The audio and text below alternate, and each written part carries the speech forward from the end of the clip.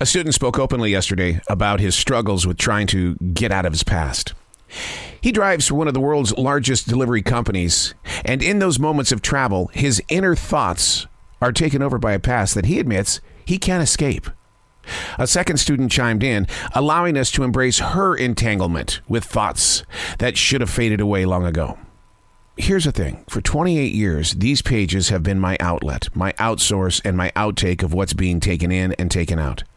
Because these students are amazingly creative, they feel the rough, rugged universe. More of these conversations have got to be shared, not just in my circle, but in your circle as well. It helps to unblock the selfish judgment, to help clear the path of tangled up ambitions. If we learned anything yesterday, it was to be free with accepting each other, not in age, not out of respect because of age, but basically to look at each other and not judge the book by its cover. Being creative is the gift. Walking in life without understanding what you feel and how you feel is a war that is going to get worse with time. Hey, it's Harold. This is The Daily Mess, a chronological walk through an everyday world. I am a daily writer. I pay attention. I think that's what my dad used to tell me all the time. Well, you just pay attention. He just endlessly said that to me. And then one day I realized, wait a second, why didn't I pay attention? Why didn't I take notes? What was I thinking? This is The Daily Mess. I was blessed to speak with an author yesterday, Susanna Callalan.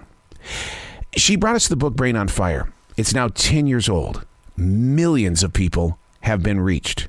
Well, knowing this, I wanted to get her feeling, her take on speaking to the future reader. She had never heard of such a term. That's where the real conversation began. Not all writers are open to speak about what they've been gifted with. In every conversation that I have, my goal is to touch the flow of their thoughts, to embrace their visions, to be there as a listener and not a taker.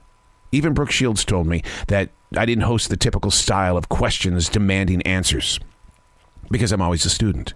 I want to learn from other creative travelers, to take notes of how they learn to get into a project while swaying outward to protect their hearts and imaginations.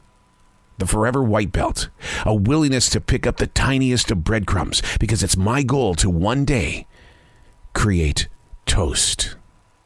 The mind doesn't shut off. Your ambitions do not shut off. What we do is we try to control them. We try to twist them this way and that way, and we want to go outward this way. And when life doesn't deliver the things that you are dreaming about, all of a sudden we get pretty heavy on ourselves. And we start talking to ourselves in ways that it's like, come on, you loser. Come on, what is your problem? See, that's where we got to stop. And I openly admit that I've done that. I've looked at myself in the bathroom mirror and said, hey, ass, what's going on? It's like, what? Jeez, why did I just do that? Why did I just look at myself and say something like that? Or when you make a mistake and you call out your name, your full name, your birth name, as if your father is about ready to take his belt off and tan your hide. Why are you treating yourself like that? As an open heart and as a cleared mind, being present in mindfulness, being grateful for everything that you're being shared with right now, is an opportunity for you to allow your body to feel acceptance. By accepting what is around you, taking the negative, you know what negative is, you see it, identify it, call it out, let yourself know what it is. But it doesn't mean you have to let it come in. That's your choice. And you've got that power of choice every day. I write to get my words out there, not necessarily to put on a podcast, but I write to free, to clear, to walk with, not to talk to or talk at, but to share with. I'm Errol, and that's The Daily Mess.